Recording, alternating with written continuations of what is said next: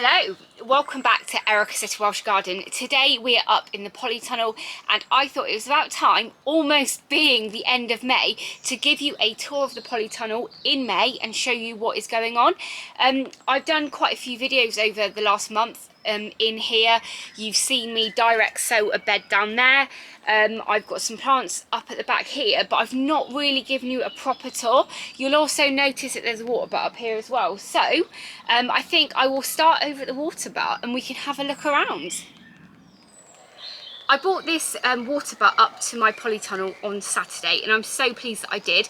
I used this water butt for a couple of years on my patio, and I would kind of fill it with the hose pipe and then use it to feed my beans and water the plants on there. But I'm not really growing much on there this year, so I thought it's a really good idea to bring it up into the polytunnel. And I know it's taking up a little bit of space, maybe where a courgette could go or a tomato plant or something like that, but I think it's really worth it.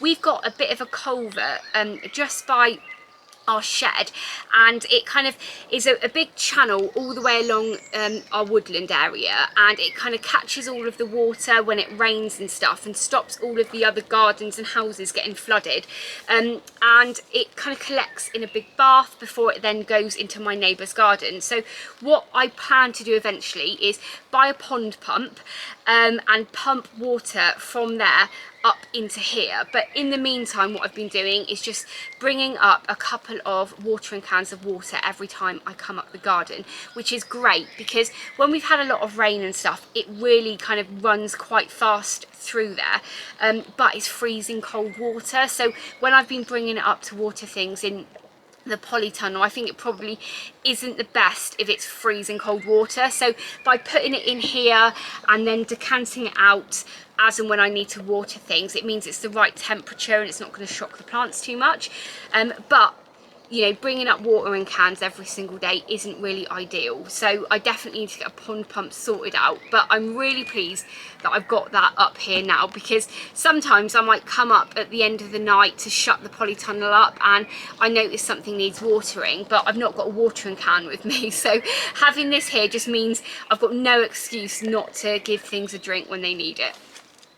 The next area that I'm really excited to share with you is this bed that I made a couple of weeks ago now. I edged it with some wood that we had and some bricks and put 100 litres of peat-free compost on here, and I direct sowed some carrots along here, some radishes, and then I also direct sowed some beetroot, and they have all germinated really well and amazingly. And round the edge I put some Elsa Craig onions, and these onions were grown from seed on Boxing Day and they have established really well, and I'm so pleased with how this is looking. It's definitely the best bed that I've got in here, and because I use bought-in compost, there is really no weeds in it at all, whereas you'll see in a minute the other beds that I've got in here are looking really weedy.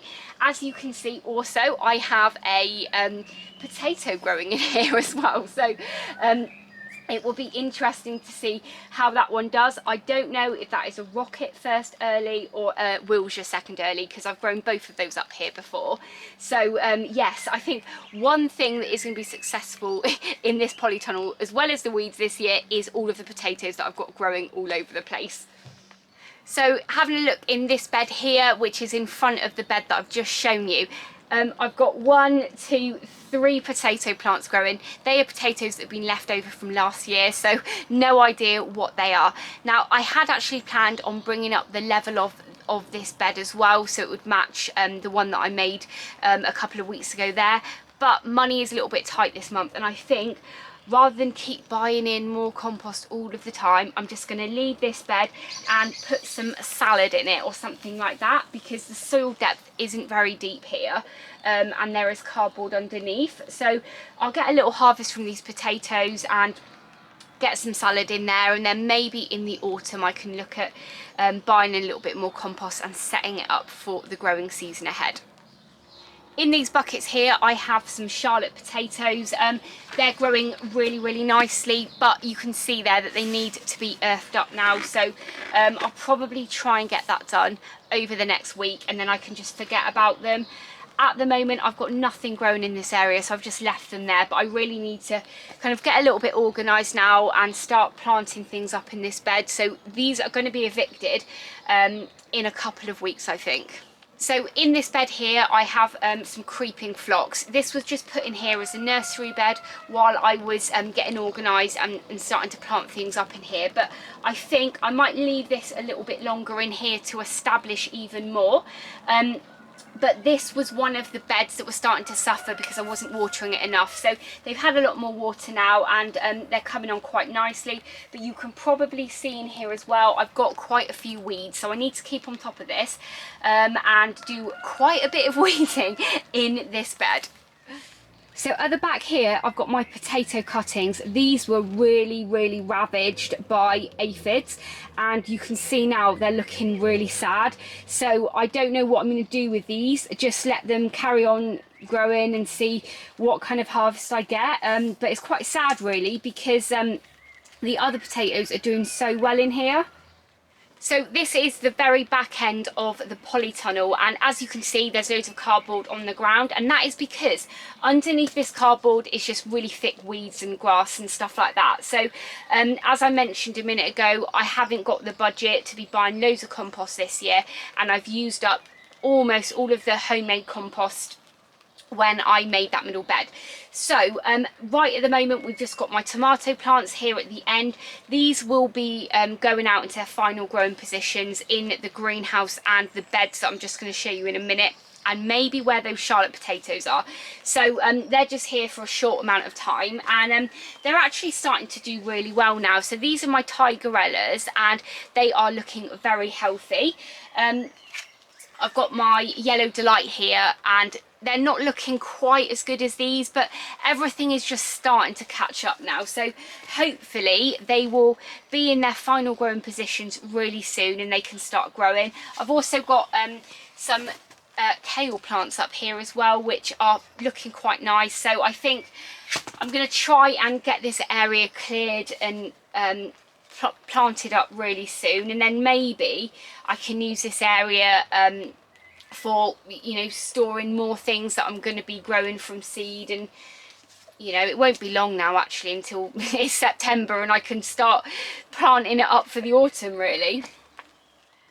So now if we have a look down this bed here, looks like I've got a load of stuff growing, and that is because it's mostly full of weeds. I've got a really big impressive dock leaf growing there and lots of buttercups, but the only vegetable plug plants I've got in there are the I think it was the purple teepee beans that I got. They were doing really well and I think there's a slug that has been munching out on them, so who knows what kind of harvest we're going to get from those, if any, because one of them is like a little stalk. But this is where I've got some little flower plug plants and stuff, so over the next month or so I'll probably move those on. I kind of assumed when I put them in there a couple of months ago that they'd grow really quickly and then I'd get them out into their final growing positions in my front garden, but this spring has been just this spring.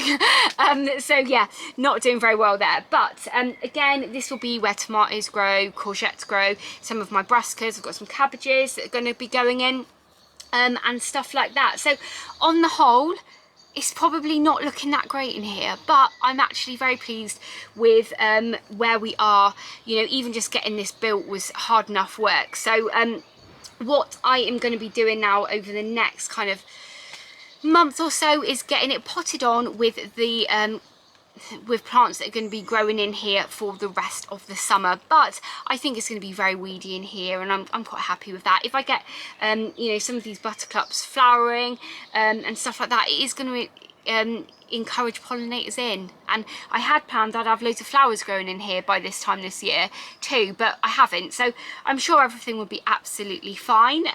But there you go, that is my polytunnel in May.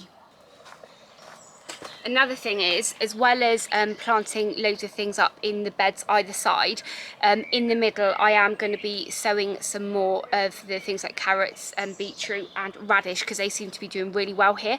And in this middle bed here, the compost that I used was chicken manure bedding, so it's not full of weeds and stuff. So if I do plant things here, they're not going to get get weeds kind of competing with them, and I will know that whatever is germinated there is something I want to keep, because the other 2 beds are kind of springing up with seedlings, and I wouldn't be able to tell which one's which. So I really hope you've enjoyed watching today's video. If this is the first time you've watched one of my videos, please do hit that subscribe button and ring the bell to be notified of all of my latest videos.